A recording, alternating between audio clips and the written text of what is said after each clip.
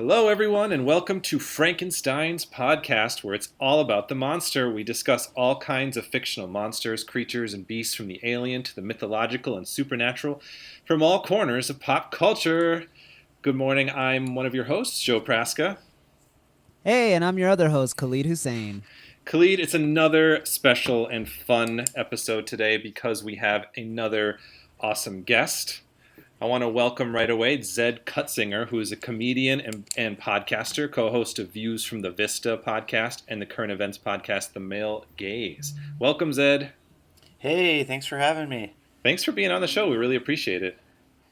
Yeah, I've always been kind of obsessed with monsters. So when Khalid first told me about this podcast, I remember showing it to Honor, and I'm like, how cool is this? And she's like, wow, I can't believe this isn't already the biggest podcast. So Ha! I appreciate it.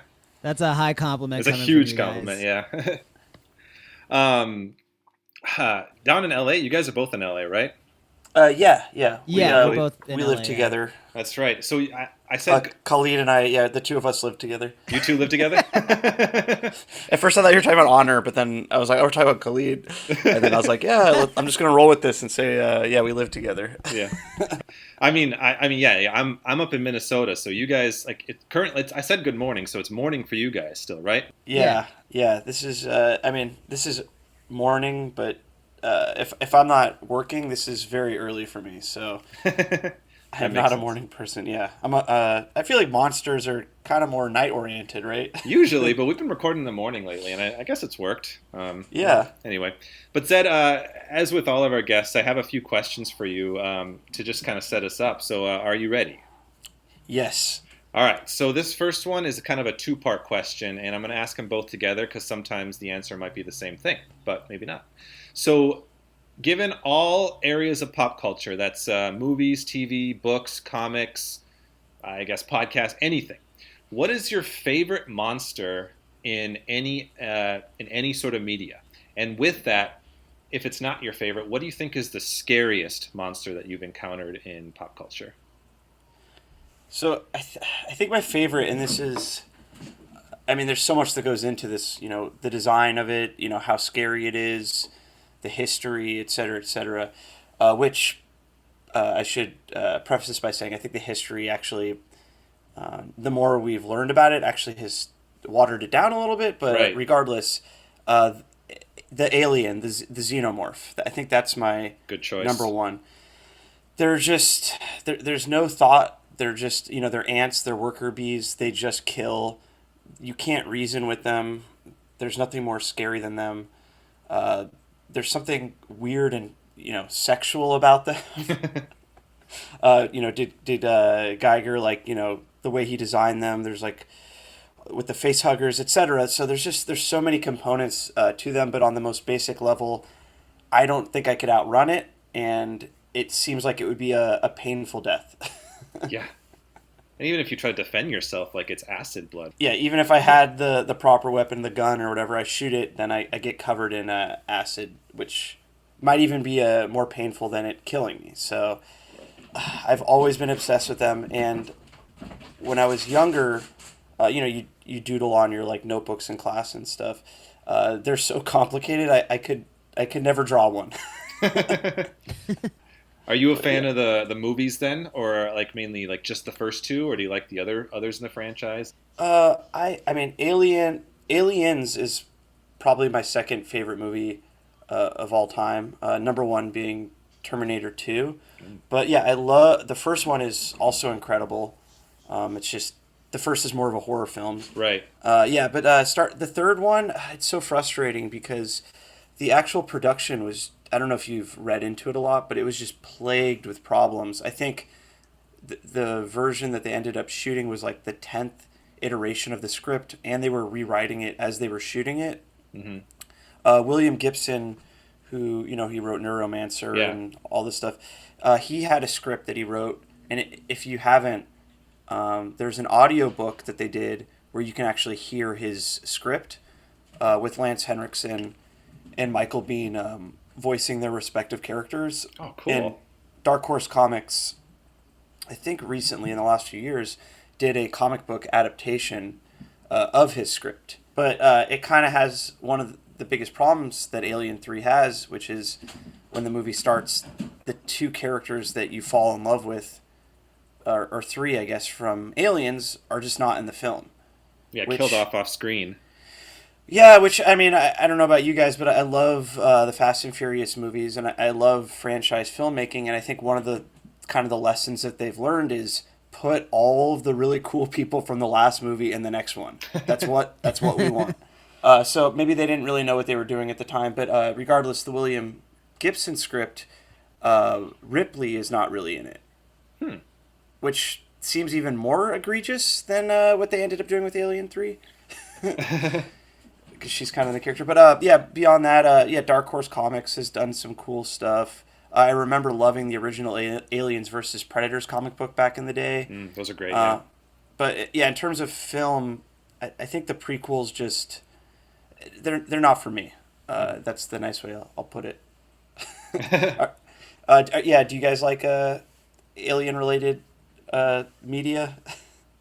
It's funny that you bring it up because previous guest Rod Faulkner actually also picked the Xenomorph when we asked him this, and sorry.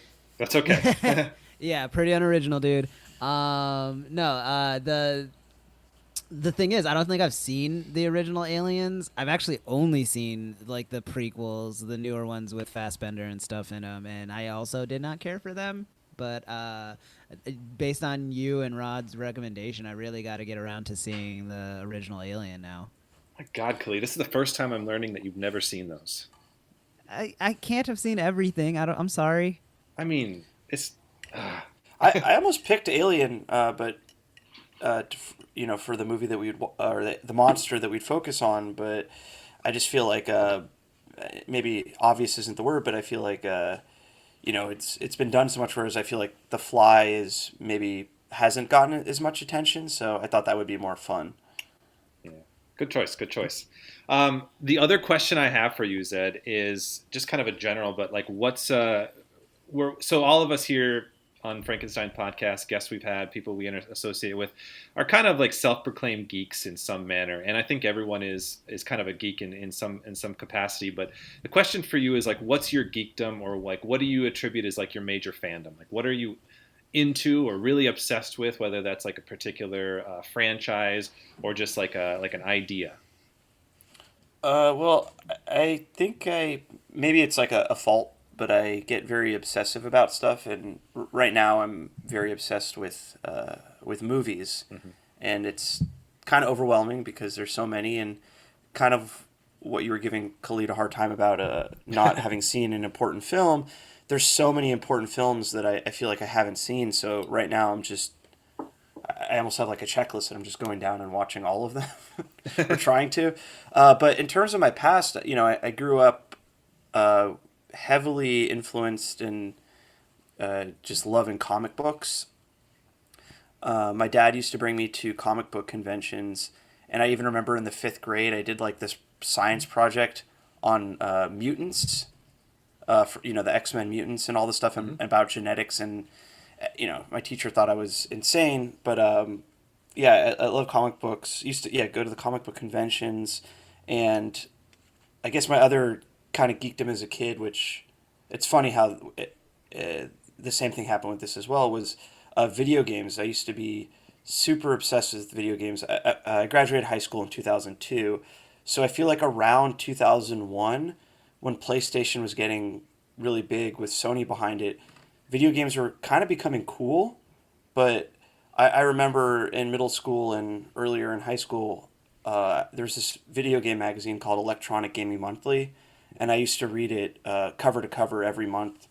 And I remember bringing it to school and being made fun of for being into video games. But by the time I graduated high school, people were having like Halo parties and on Xbox, and all the kids that kind of made fun of me now were like obsessed with Madden and these kind of games.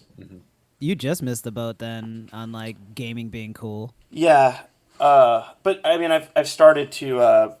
A friend gave me a PS4, so I started playing like Apex Legends and stuff like that. So I'm starting to get into some of the cooler, The Last of Us 2, or Ghost of Tsushima. So yeah, it's kind of cool to get into the newer ones, but yeah, it's kind of hard to in the same way with comic books.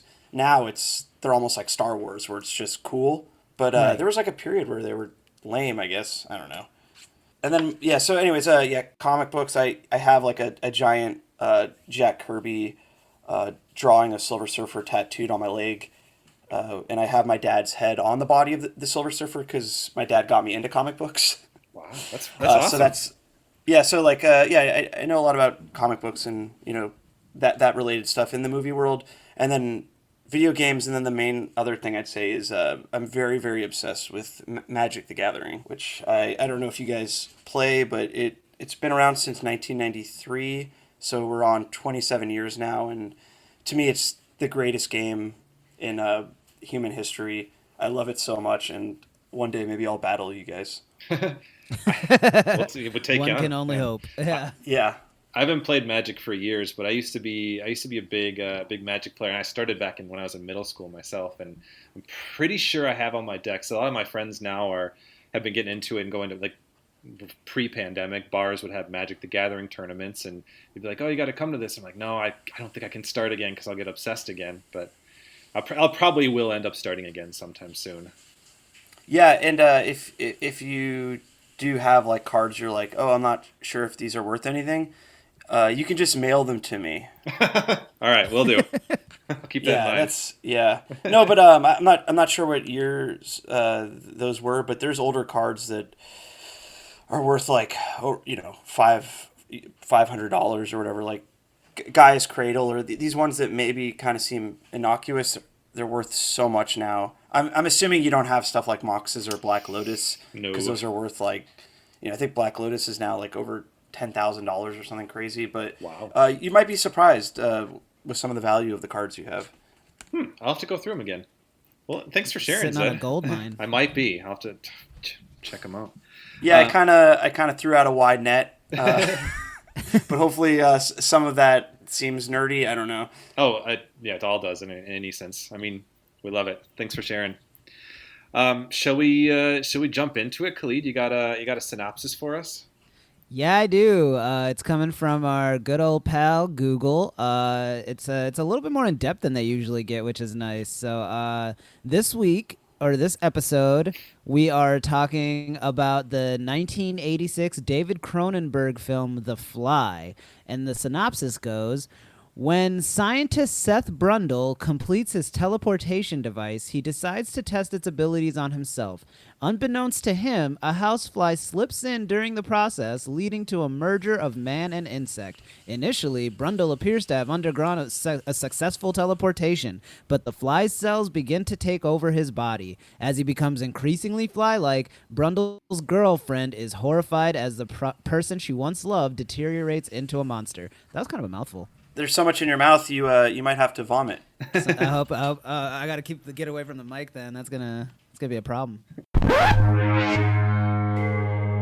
What a monster. They're creatures of the abstract that live off potential energy. It's alive! Just basic starting off before we jump into like some deeper discussion. Initial thoughts, guys. What do you think? Zed, why don't you start us off? Okay, so this is this is one of my 3 favorite horror films of all time. The other 2 being Alien and The Thing, which is also funny because all 3 are kind of sci-fi based. I love this movie so much. I think this is Cronenberg at his like. I want to say this is him not at his highest level, but this is him making maybe his most broad film. Up until this point, he did a lot of very bizarre, kind of hard to watch films. So this is like a remake, which is already the reason why you make a remake is because you're trying to get people to see it. It's already a successful franchise, etc. I can't get over how good his direction is, not only with the atmosphere. When they're inside Jeff Goldblum's warehouse, this reminded me of, a filmmaker like Wong Kar-wai or one of these like very atmospheric filmmakers, but instead of kind of eliciting these emotions using color and all the ways that someone like Wong Kar-wai does, it was so dreary. there were so many gross colors. It was so damp. It was so muted that you kind of, even before the film really starts getting disgusting, there's something about that space that you don't really want to be there. So I thought that, regardless, yeah, all that stuff was very interesting. You have the acting, where to me this is Jeff Goldblum's his best performance.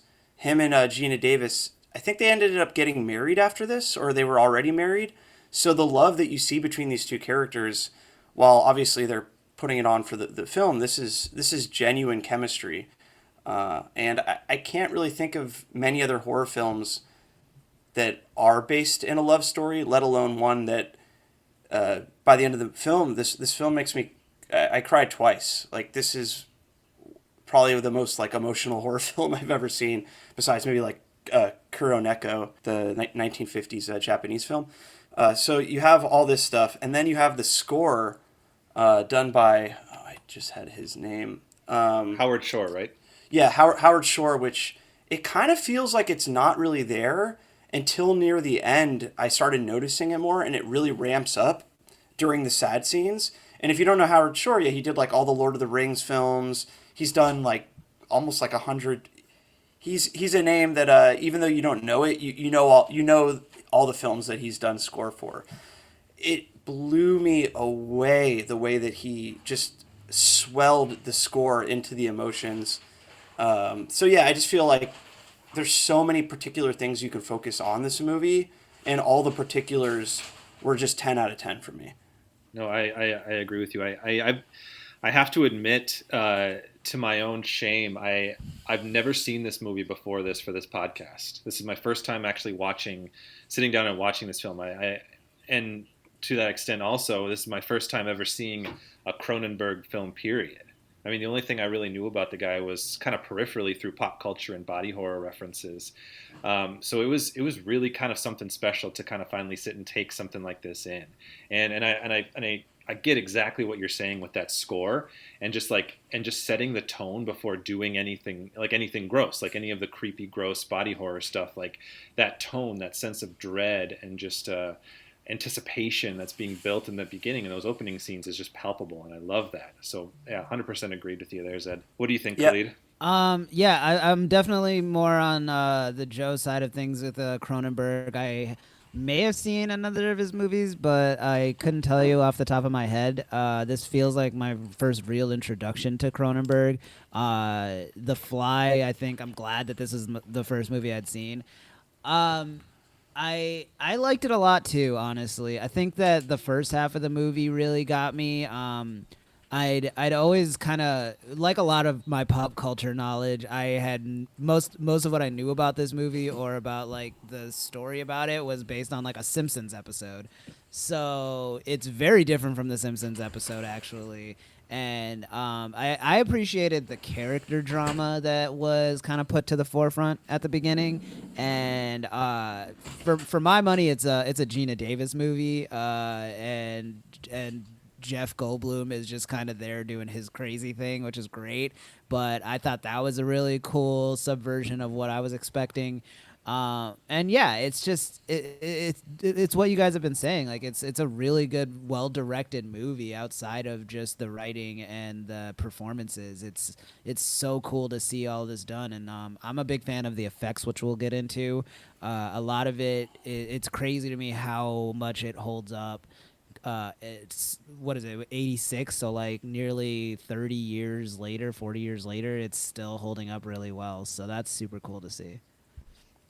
If I'm not mistaken, Khalida, maybe Zed, you know the answer to this, but that Simpsons episode, I was thinking that too the whole time, that was reminded of the Simpsons parody. That's almost more like the 1958 version, right? The Vincent Price one, where he actually physically switches heads with the fly.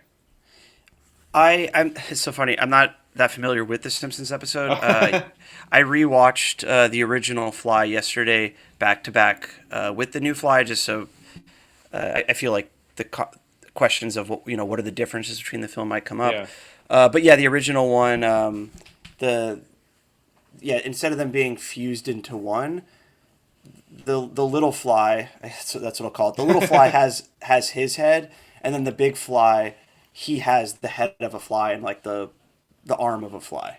That's based on the short story too. I did a little Wikipedia on that too. In the short story, that's exactly what happens. Is like the head and the arm switch. Yeah, and beyond kind of, as we'll get into the body horror aspects of this, the original one, because it all happens at once, you don't get this storyline that happens in the remake with the deterioration, which to me, I have a few theories about that and why that's like what's going on with that in the film. But to me, that makes this into kind of one of the most tragic films I've ever seen. Just the whole idea of loving someone and them kind of falling apart, as their arc. And not only how does that affect them, but how does that affect the other person? And Khalid, like what you're saying about Geena Davis is her performance. Oh my God, that final scene. I know, Oscars and these things, they don't really appreciate sci-fi action horror kind of genres, but in 1986, I can't imagine a single scene where someone acts better than that. She's so good. I feel bad that I haven't seen more of her filmography, but she is a very talented actress, and every time I do see her, I'm like surprised again. Yeah, I feel like I think there was a couple years ago or a few years ago she kind of spoke out about casting and film crews and stuff, and just talking about the gender disproportion with that. So I don't, maybe she just I can't even imagine what it's like to be aware of that stuff and be as famous as she was, and just know there's nothing you can do to change it. Maybe it kind of became frustrating and she just didn't want to be a part of that system. But yeah, she was great. The only thing I want to push back about with Jeff Goldblum is I think he kind of went above his ordinary performance. And one scene in particular stood out to me, which is the scene when she's filming him and he's like, the scene when he's like really, really frustrated and he starts like swearing and stuff. I feel like I don't know where I've seen that Jeff Goldblum before. Where it genuinely seems like it's not even just that he was irritated. He seems mad in a way that's so specific to this film. Whereas most movies, I think you kind of get this easygoing Jeff Goldblum who's just weird. I think this has you see a side of him that at least I'm not familiar with. Kind of going off what you were saying, Zed, too, about the sci-fi element of this, I think one of my favorite aspects, just a little more of the filmmaking perspective of this movie, is I like how I feel like it's the perfect example of what sci-fi and horror can be when they're blended together well enough. Like, I think you hear a lot about sci-fi and horror, but I think this really is like the perfect example of that, because the science is still kind of at the forefront of the story, even as he's transforming and it becomes more and more horrific. Like, I feel like I was watching this with my wife last night, Nicole, and she kind of pointed out how it was interesting how when Geena Davis says there's something went wrong, after he kind of goes out on the bar and brings that girl home, he does consider the scientific mind in him is still like looking at it. It's like there was a problem, and he does figure out what the problem was. Like, he's continually trying to work through and solve the problem, which I feel like is how you bring the science fiction element into the horror. And from what I've heard about that original version, where it's just like instantly you switch the head, like it kind of goes right into that horror element where it's just like, okay, now it's a big bad monster. But then I think this one, it really retained that scientific element or that sci-fi piece. Yeah, I think a lot of so the basic premise, I think, of science fiction is, what if this invention or this thing happened? How would that affect, society? How would it affect these characters? Like, that's kind of the broader idea, I think, the basis of all science fiction. Mm-hmm. And I think that's why short stories lend themselves to the genre so well, because you can kind of just focus on this one specific result of the invention, where I think sometimes with the longer novels, you end up having to, you basically need to have a lot of things going on, because it's hard to isolate that idea so much. And I think in a short story, yeah, you can just isolate this one idea, play with it for a little bit, and get out of there. I think the example of a film that does it really, really well recently was Get Out, because it was so focused and isolated, that idea. And The Fly, being another one. So what I think what horror, kind of the fusion of the two genres, then what you're doing is you're like, okay, what if this invention or this thing happened? What are the fallouts of it? And I think the fallout is where the horror comes from. And I think that's also there's also with any you have things like when they invented the nuke. Like you could make a horror sci-fi movie just about the invention of the atom bomb. Like it feels like that whole story could be a horror film. A lot of the questions are progress.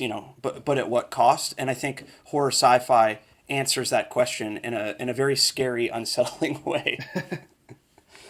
But yeah, I feel like the science in this, it's so interesting and I think that's why it's kind of brilliant, is this idea of teleportation.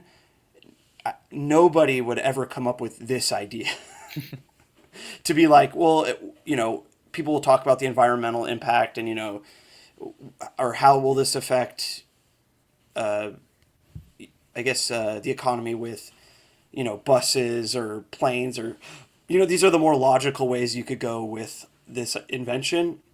But this idea of a fly becoming a person, like, I don't really know where that comes from. So I think Cronenberg really working on emphasizing the human aspect of it in this makes this film just so elevated.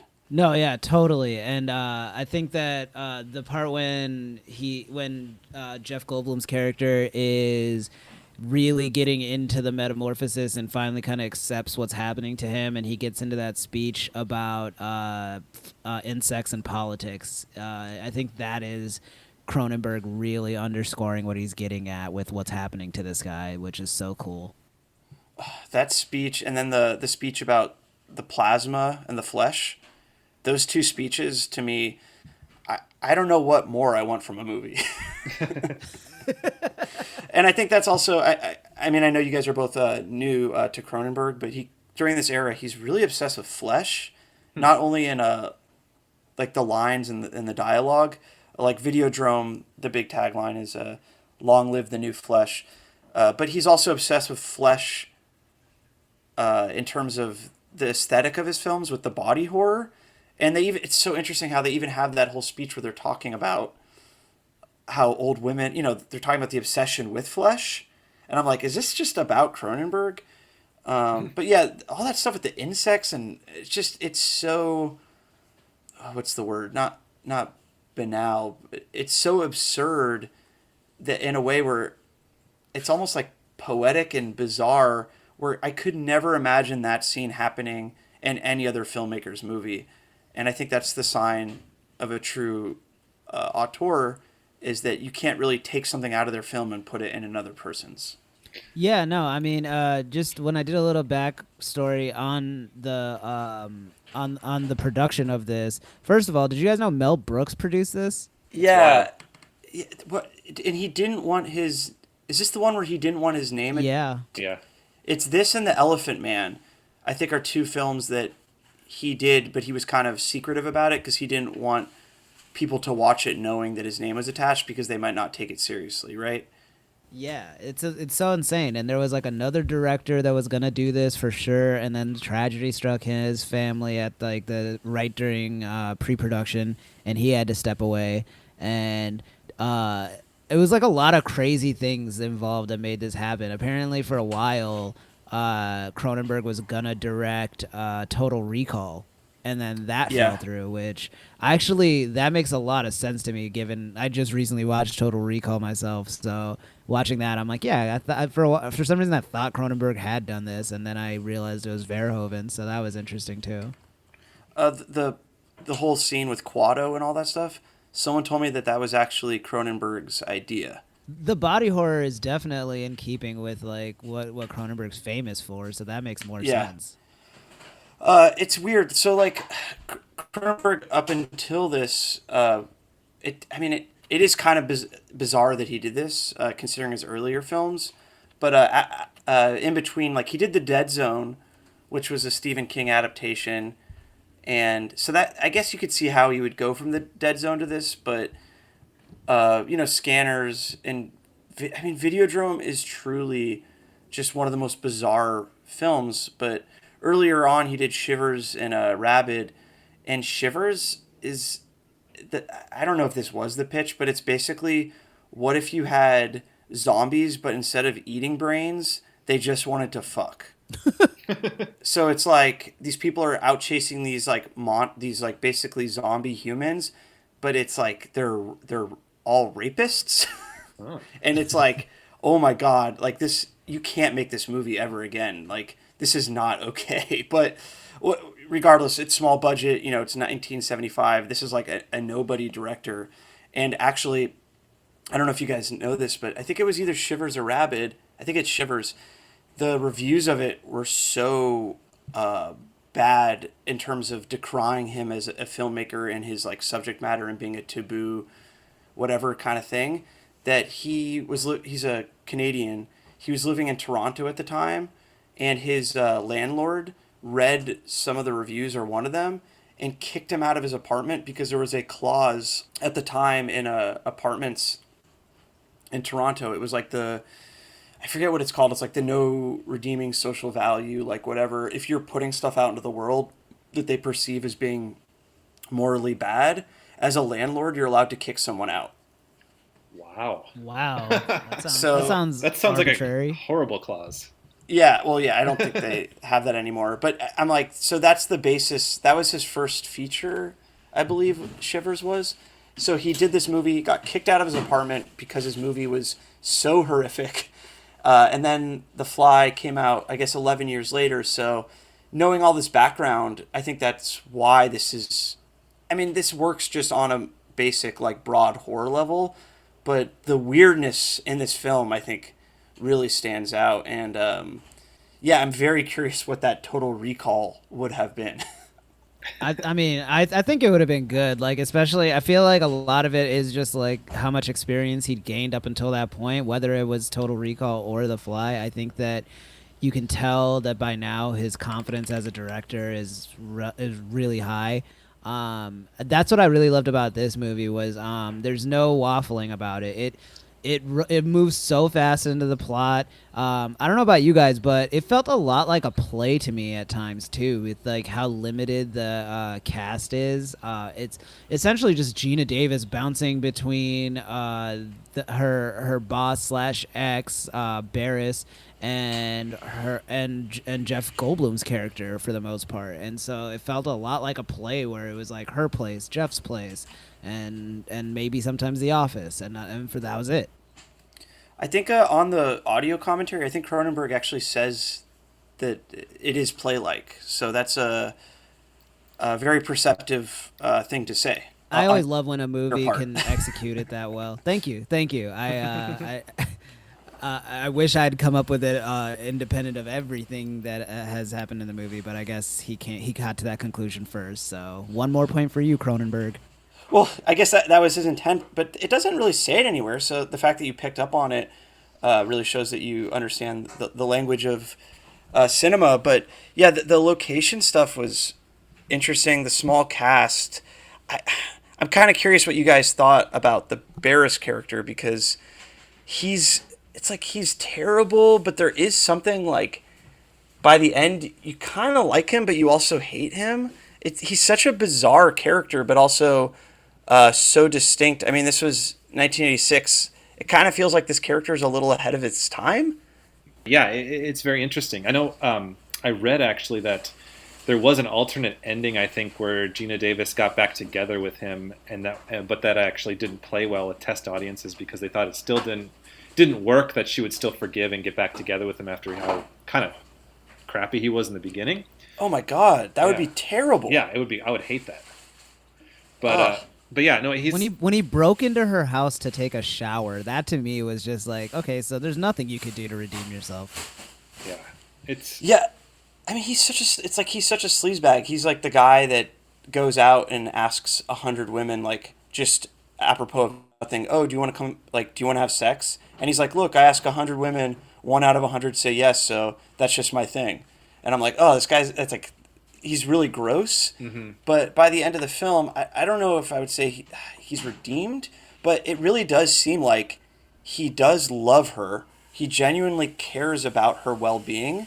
I mean, he essentially dies or, experiences all this pain, to save her, but he's still a bad guy. Maybe he doesn't really know how to communicate these things besides being this disgusting person. I don't know. It's interesting. Yeah, him and Jeff Goldblum kind of are two sides of the same coin in that, like, they feel an unearned ownership over Geena Davis's character, and she has to check both of them at different times in one way or another, and be like, no, you don't just get me. You can't just like project everything onto me and assume that like I'm on the same boat as you. You know, whether it's Barris telling her that she should be with him and like get back together and all of that, or it's Jeff trying to get her to use the teleportation thing to like evolve with him, quote unquote. I love that was a big aspect of this movie, and I'm kind of like, I think I would have come to this movie a lot quicker if that was part of the pitch. So much of it is just about Jeff Goldblum turning into a grotesque creature. Well, yeah, and also the way. So it's interesting. You're talking about like the ownership of her, and I'm realizing this movie, women are almost treated like currency, and the thing that kind of encapsulates it is when Jeff Goldblum goes to the bar, when they're talking arm wrestling and all this stuff. The guy says, "Oh, if you beat me, you can have her." The way that they're talking about the girl at the bar, they're objectifying her in like a very almost like not literal sense, but it's so heightened.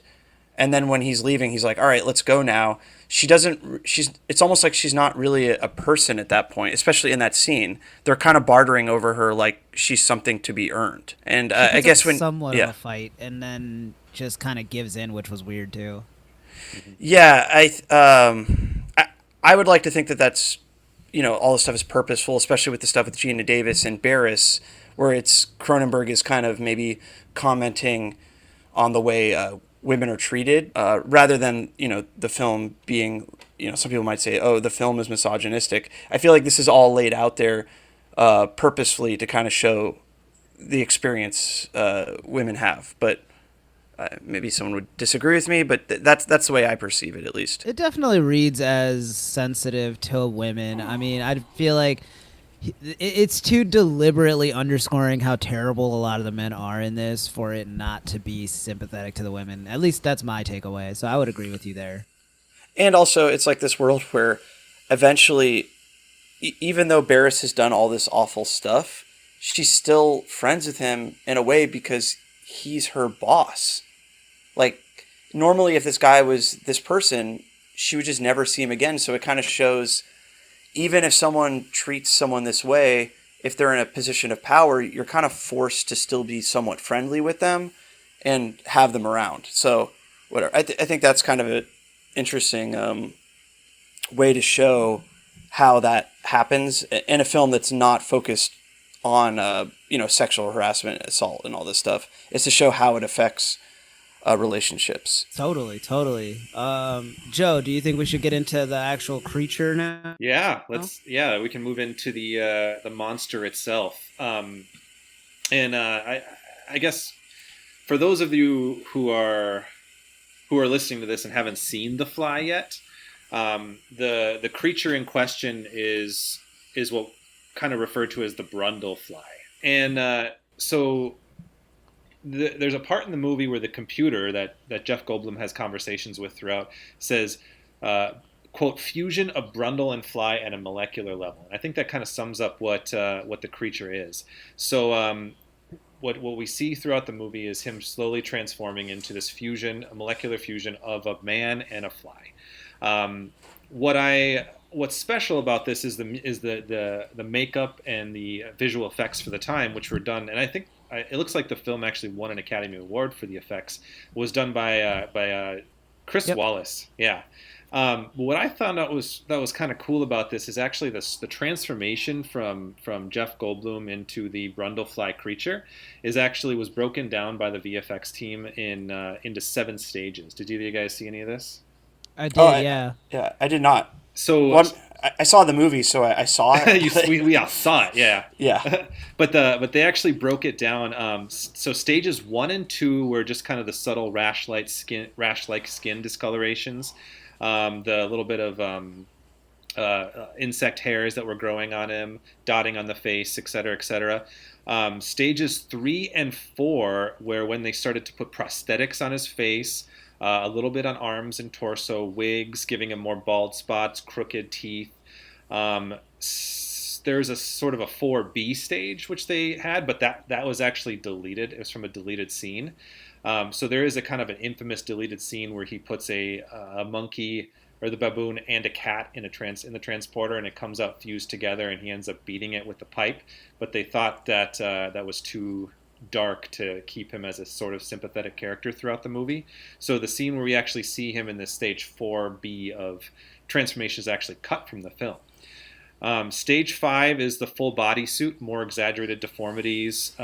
He also wore Goldblum also wore contact lenses to make his eyes look different. Stage 6 is the final Brudlefly creature that we kind of know. I guess the production team called it a space bug, but that's the last piece that Jeff Goldblum was actually there doing. And stage 7 is the animatronic puppet at the very end after Geena Davis rips off his jaw, which was horrifying, by the way. That was a pretty intense scene, but really well done, I would say. Yeah, I mean the scene where when the final form breaks through with the head. Yeah. To me, that's just, I don't know, that's just one of the greatest special effects I've ever seen in a movie. I would put it up there with the transformation scene of the wolf or the werewolf in American Werewolf in London. I was thinking the exact same thing. Yeah. But if anything, I might even put this above it, because this one, I'm like, I don't even understand how they this is just crazy. That one, you can kind of just see it as it's happening. Mm-hmm. This one is, it's brilliant. It's so uncomfortable too, because with this one, that one, I don't know, you're watching it and you're like, this looks really cool. This one, there's an element of sadness when you're watching it, because you're seeing that he's falling apart. You know he's not going to revert. I think this one, I guess you could just use the word stakes. This has much more stakes while it's happening as well, so it's a much more powerful moment. There is something really profoundly sad about, as soon as he gets into the teleporter, that's it. There is a lot of sci-fi movies conveniently put in an undo of some sort, an option at least, or at least there's an effort made to undo the process. With this, it's just a very slow car crash. It's unavoidable. It's you're seeing it for what it is, and it's only going to get worse. And I agree, that is devastating to watch. Well, the original one did have an undo, where if they found the little fly, it's such a funny scene where the wife and the son are looking for the fly outside, and there's a few scenes where they're trying to find this fly, because if they find it, they can revert it. And I'm like, you're not going to find a fly outside. This is so dumb. But they do find it. I'm not going to say how the movie ends, but whatever. And this one, the undo, it's so interesting. And this is, I feel like, very Cronenberg. The undo actually kind of makes things worse, which is this idea that he thinks that if he puts, the third transporter, where he can combine himself with somebody else to become more human, but in doing so, he would actually destroy them. I'm like, this is the grossest undo ever, because it would actually make things worse. Yeah, no, I actually really like that concept in the movie, though. The idea that he came to that conclusion is what he wants to do to like you said, undo things that. It's scary. It's a scary when Geena Davis gets shoved into the telepod that. I feel like that was a genuinely great horror movie moment. I could feel that, Yeah. Okay. So I feel like with every monster, the most scary thing is always, pain and death. Every monster, that is kind of the basis of the fear. And I think what makes monsters interesting on the second level is what is scary about them beyond that. And I think what makes this monster scary. Yeah, because all the monsters, it's like, oh, they're gonna find you and kill you, right? Mm-hmm. That's kind of what you're always evading. This, though, I think what makes it scary is this idea that not only is it someone that you love, but also that the deterioration of them both physically and mentally. And to me, this feels like analogous to having a loved one, as they kind of say, I think in the film, is having a loved one going through something like chemotherapy. I think a lot of the physical things that, losing the hair, all the things that are going on with the person. This is someone who's dealing with something like cancer or something that physically is, debilitating them. And then the second aspect to it is that his mind is falling apart. And I think that's where you get into, to me, this feels analogous to something like having a loved one dealing with Alzheimer's. That's interesting that you say that because while reading up on the backstory of this film, a lot of people, because of the timing of it, thought that the movie was an AIDS allegory. And Cronenberg specifically said, like, while I understand you could see the comparisons there, when I made it, the metaphor that I was doing it for, speaking as Cronenberg, the metaphor that I made it for was actually just aging. And so it's interesting that you bring up Alzheimer's, because I do see that a lot more clearly, especially like looking at what Joe was bringing up about the 7 stages of the character. It's so much about, at first he's like, it's like it strikes a lot like puberty, where it's like he feels like he's at his physical prime and he's growing into his like real body, and as he goes on, it's like his face starts to get deformed, almost like acne, but he still feels physically great. And then eventually his mind and his body kind of start failing on him. So that's a really good point. And also, because it's a movie, the visual language is so important. As his mind is deteriorating, we can visually see how his mind is being affected. I think it's all analogous. Like, as he's becoming more insect-like, we actually see him becoming more insect-like. And this is I don't know if I would say it's Kafka-esque, because it does happen slowly instead of just he wakes up and he's the fly. But to me, this is Jesus Christ, like this idea. It's in a weird way. It's like you would almost beg to be in a Kafka story if this was happening to you, because it's so much sadder when it's happening slowly over time. I mean, the scene when, I think it's the scene when he's talking about insect politics and all this stuff. You can just see in her face that she knows that this person is not the guy that she loves anymore, and that is so hard for her to watch. And then, oh my God, they add on the pregnancy with it. Guys, come on. Yo, that scene, Yeah. that scene when he breaks her out of the abortion clinic, and then he like asks her when she says that she's gonna get get rid of the baby, and he asks her not to, because that's like the last part of him. He's like, "Don't kill me." That was so sad. I don't know how else to say it. I was just like, my jaw kind of dropped. Hopefully it didn't drop off of your your face. Oh. So yeah, I feel like that conversation, there's something kind of inherently, I don't know if annoying is the word, but the scene where a man is like telling a woman not to get an abortion because it's his baby, and whatever that scene is, while that can be kind of hard to watch, the way it is done in this, it's so, I feel like this is not that scene. You know what I mean? Like, because of what's going on with him, and what you were saying, Khalid, like this is an extension of the last thread of his humanity. So I feel like this kind of breaks for whatever reason I hate that scene. This is not that scene, and it is very sad, and I'm empathetic to what is going on.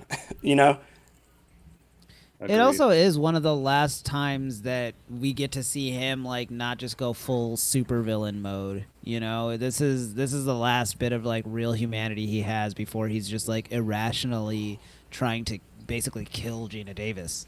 Oh God, yeah, and it's for a movie that isn't. It is kind of like as you said, like a smaller location thing. Him breaking through the glass, that was cool.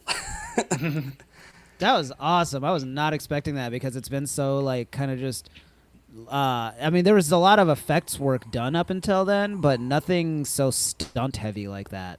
That scene actually really made me kind of think of I don't know what's the right word here. I don't know, motifs of or homages to like the Frankenstein or the King Kong monster movies. Oh yeah. Where it's like kind of like that's it's well it thematically too, like the sympathetic monster there too, but just kind of not quite understanding his place there, and that it just really evoked images from those movies when I saw that part.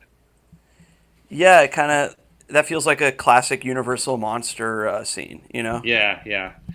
The last big thing I want to talk about with the creature design and everything is basically what he does to Barris with the acid vomit stuff. Oh God, like we gotta just touch on that quickly because that was gnarly, and I love that it was like basically just like slowly foaming over his hand and leg and dissolving it that way versus some kind of like cutting maneuver.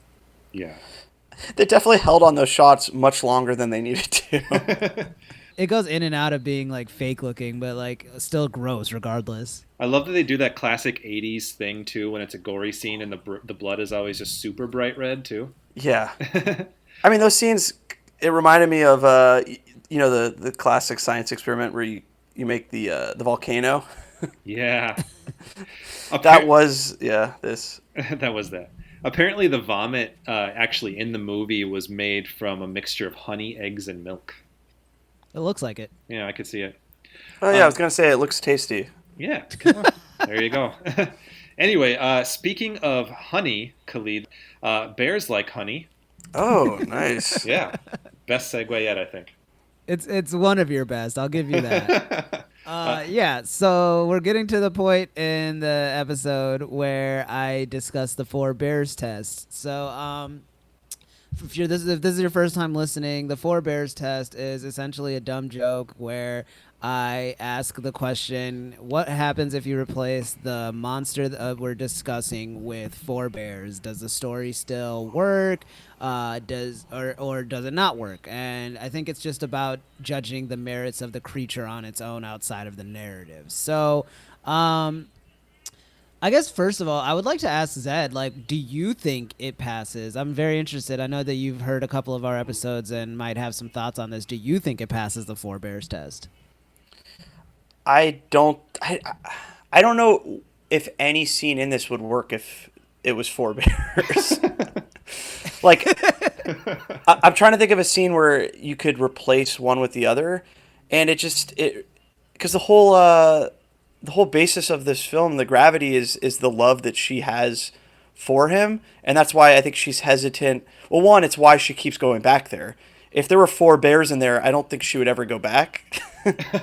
And it's also why she doesn't immediately kill him, right? It's because she loves him.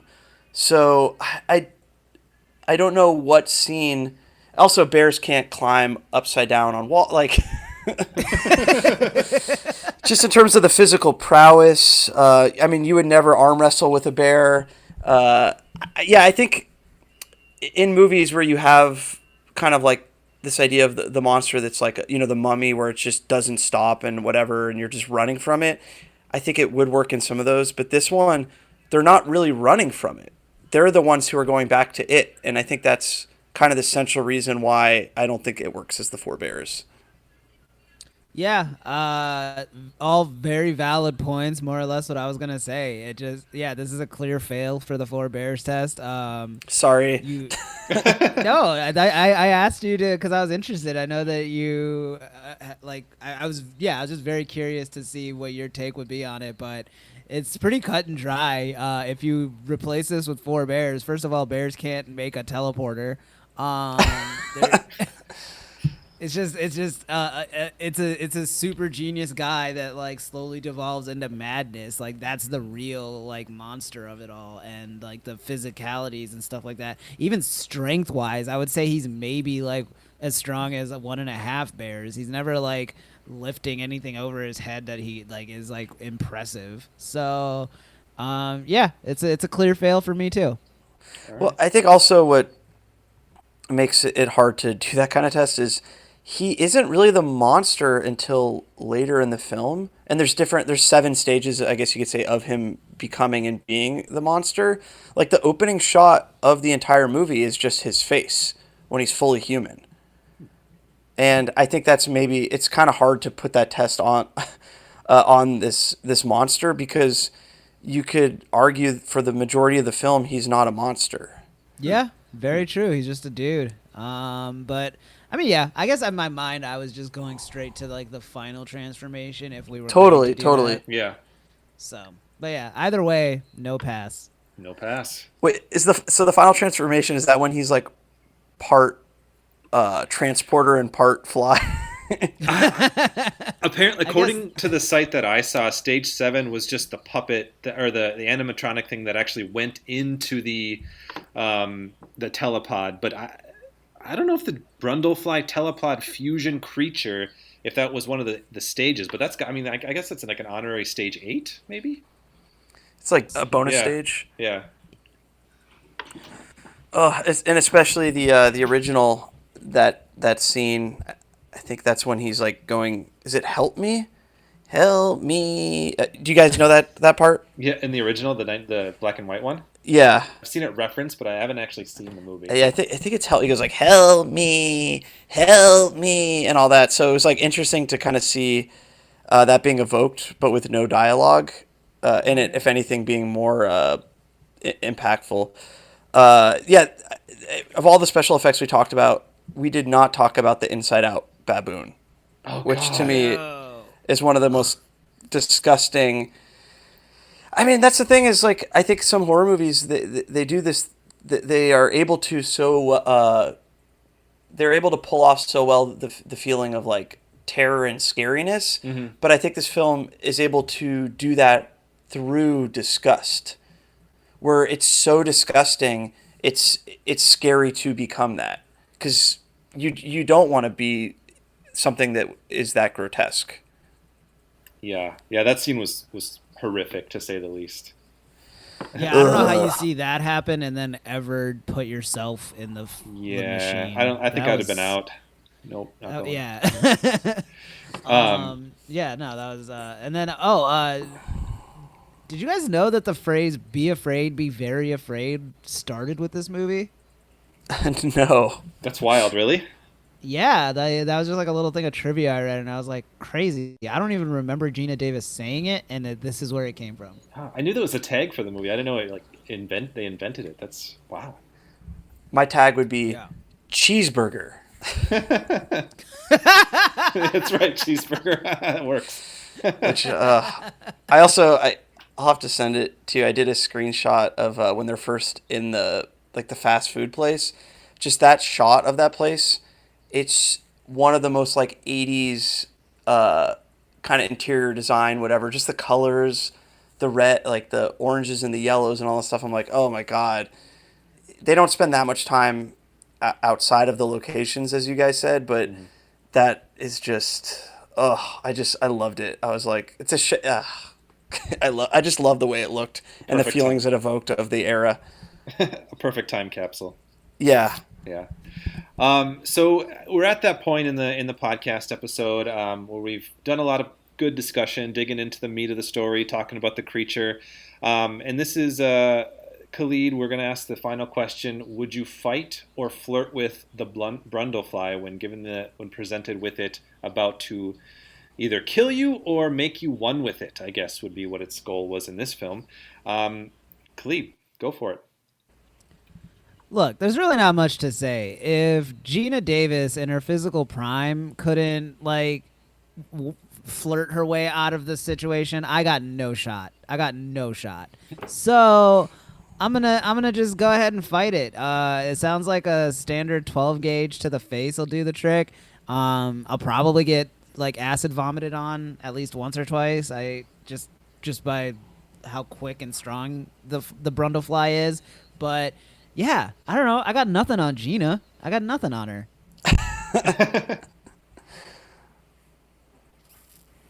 So yeah, I would fight it. Only because I'm insecure. All right, there you have it, folks. Fight it. Another good dramatic pause, Khalid. I keep forgetting that I have to finally, at the end, say what the answer is outside of explaining what my answer is. I'm not going to help you ever with that one. No, the silence is judgment for me. Yeah. Yeah. All right. Cool. Before we wrap up here, our final little segment that we do, Zed, is actually relatively new. We just came up with it, but Khalid came up with the name. It's the what the fandom section. I have to say it like that. And the idea is just sort of we're going to go around real quick and just say what is something that you're into right now, something you want to plug, something that you're obsessed with, whether that's a movie, a series, a podcast a book you're reading, just something you think fans of this podcast would dig. Share it. We'll give it a shout out. Yeah. So Khalid, why don't you start us off? Yeah, so this weekend I binged the new season of Umbrella Academy, and I wasn't a big fan of the first season. I felt like they didn't tonally, it just was very inconsistent, and for as big of a cast as it was, there was a lot of redundancies, and plot-wise, it felt like it was going out of its way to create conflict versus making it like organic or character-based. So I was ready to drop it there, and then AV Club said that season 2 solved all of that, and I was like, well, this I gotta see because I love superpowered families and like stories like that. And yeah, I can happily report that it definitely got rid of a lot of the kinks. It took them out of a setting that I think was very limiting to them and put them in a little bit more of a fantastical era. It's a time travel show, so they go back in time. That's not a spoiler. And yeah, the characters are clicking a lot better. The relationships are a little bit more clearly defined. The action was one of the things I really liked about the first season, and season 2 really doubled down on that. The villain is way better. It was like a side villain in season 1 that becomes the main villain in season 2, and that character really chooses the scenery in a good way. So if you are like me and kind of didn't feel that impressed by the first season of Umbrella Academy, I can happily tell you season 2 delivers on what the show initially promised. Cool. I'll check it out. How about you, Zed? Okay, so if you know me at all, you know Terminator 2 is my favorite movie of all time. So I just rewatched that, and I love it so much. So that's what I'm gonna push right now. Honor and I we rewatched the 1984 The Terminator, and I don't know if you guys will ever do that, but The Terminator is a monster movie for sure. And I think it would fit actually really well on this podcast if you guys ever do an episode about it, because he's essentially the mummy, where she's cursed, Sarah Connor, and now the mummy will do whatever it takes going back through time to basically kill the cursed person. But anyways, Terminator 2, if I feel like younger people maybe haven't seen it. So if you're listening to this and you haven't seen Terminator 2, don't worry if you're like, you know what, I haven't seen the Terminator, I don't want to watch like another, you just need to see Terminator 2. It's the greatest film of all time. I'm here to plug Terminator 2 Judgment Day. Love it. Well, if we do Terminator, we'll have to have you back on for that one. Oh my God. I feel like you guys are maybe a little younger, but I can't really iterate how much Arnold Schwarzenegger was like the most impactful person as a celebrity on my childhood. I saw Jingle All the Way. I get it. Stop! You know, if Jingle All the Way was a monster movie, I think we definitely know who the monster and that's capitalism. I was gonna say Sinbad, but yeah, it's probably capitalism. Yeah, forcing him to fight a postal worker to get a toy. Come on. Isn't he like he's a postman in that, right? Sinbad? Sinbad's a post office. Yeah, he's a mailman. Yeah. He was a great villain in that. Totally. Yeah, I wish I watched TV because Honor just watched Umbrella Academy and she loved the second season. Yeah, everyone should watch that. God, comic book stuff is so cool. I'm all for it. Yeah. Joe, what do you got? All right, mine's gonna be a bit of an obscure one. I just started the other day, and I'm kind of obsessed with it right now. It's a low-budget epic fantasy / revenge thriller that apparently is on the CW called The Outpost. It's, for all intents and purposes, it's not good. The acting's not great. The effects are kind of like early 2000s, at best. But everyone seems like they're just having a blast. Like there's a lot, like, it shoots for the moon in its ambition. There are strange creatures aplenty. They're like demons. There's these troll things called grayskins. There's zombie-like infected people who shoot like worm parasites out of their mouths. It's got like this Legend of the Seeker kind of Xena warrior princess vibe. Super cheesy, super silly, but I'm like 100% on it, and I'm really rooting for it. Like I don't know. Like I said, it's not great, but I'm digging it. That's all I can say. Yeah, I feel like one of the worst parts about being kind of like, I guess, a geek and being into all this stuff is you have to be so forgiving. Yeah. There's so many things where I'm like, yeah, there's something about the concept or the idea that I like so much that I can look past all of these problems I have. Mm-hmm. And sometimes I'm like, why can't they just make these other things good? Yeah. Yeah. I know, like this which show, is TV's hard too. It is, and this show, like, it's like, why can't they just have like Game of Thrones money? Then it would be beautiful. But yeah, I guess sometimes it's budget issues, but it is. I guess that's why something like The Fly, where I'm like, oh, conceptually, this movie just does all these like really interesting things, and you can think about it, or something like Terminator 2, but also it's the cinematography, the lighting, everything about it is so well done. But, oh man, there are so many things that I've watched where I'm like, yeah, there's something about this that I like intrinsically about the ideas, but you just have to be able to look past it. Yeah. Well, anyway, Zed, it was a blast having you on. We loved it. Where can our listeners find you and your stuff? Yeah, on socials, at Zed Cutsinger everywhere, including Letterboxd. If you want to see that I probably watched too many movies, I have 2 podcasts, as Joe mentioned earlier. Views from the Vista is a movie podcast that my wife Honor and our husband Steve Hernandez, who actually he's the one who married the 2 of us officially.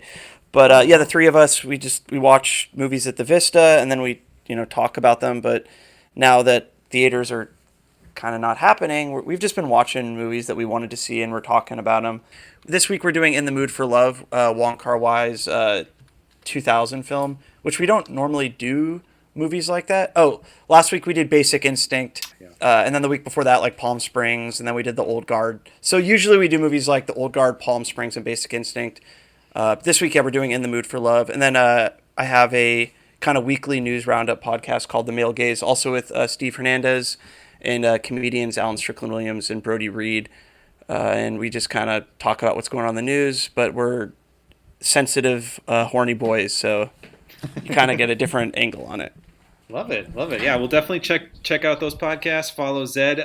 Highly recommend following him on Letterboxd too. That's one of my favorite social media apps. I definitely follow you there. Well, I got it now that I've met you, Joe. I got to follow you back. It would be an honor. Honored. They just mentioned. We shouted out. We're definitely gonna reach out to Honor to have her on eventually too. Let her know. For sure. Oh, she's such a monster fiend. She'd be perfect I'm for excited this. to see what she picks. I'm trying to think of what's her number. Honor's number 1 monster in movies. I think it might be the Italian stereotype in Scorsese films. That's her monster. All right. I love it. That was great. I think I love The Fly way too much. Where I think this conversation wasn't as funny as it might have been with another movie, but I love this movie so much. It's like hard for me to joke about it. Sorry, guys. No, it's all good. It was great. I appreciate it. Khalid, what are we doing next week? Next time. Sorry, I always say that. Next episode, we're going to discuss the original Twilight Zone series, and it's the episode is Death from 50,000 Feet or something? No, it's called Nightmare at 20,000 Feet. Nightmare at 20,000 Feet. Kind of had a similar vibe going on there. Yeah, it was a noun and a distance. Yeah. So yeah, we're gonna do that, and hopefully, you guys will be able to find it. I think it's on the CBS All Access app streaming. That's the only place I know for sure. But if you can find that anywhere on the streams, please check it out. Until then, creep it easy.